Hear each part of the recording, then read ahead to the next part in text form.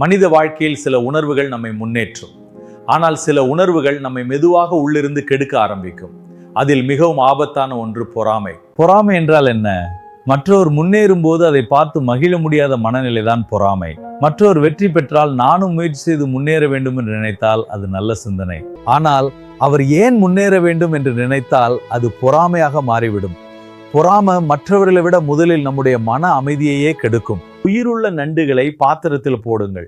ஒரு நண்டு மேலே ஏற முயற்சி செய்யும், மற்றொரு நண்டு காலை பிடித்து கீழே இழுத்துவிடும்.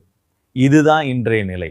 பொறாமை உள்ள இடத்தில் மகிழ்ச்சி இருக்காது, அமைதி இருக்காது. எப்போதும் ஒப்பீடு, குறை கூறுதல், மன வருத்தம் மட்டுமே இருக்கும். மற்றவர் வெற்றி பெற்றால் அதை ஒரு ஊக்கமாக பார்க்க வேண்டும். அவர்களை பார்த்து நாம் கற்றுக்கொள்ள வேண்டும்.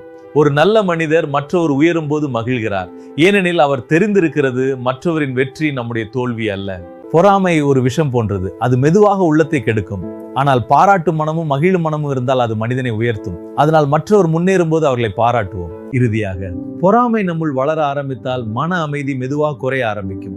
அதை உணர்ந்த உடனே மனதை திருத்துங்கள். அமைதியும் மகிழ்ச்சியும் மீண்டும் நம்முள் மலரும். தூரத்தில் தொலைத்தவன்.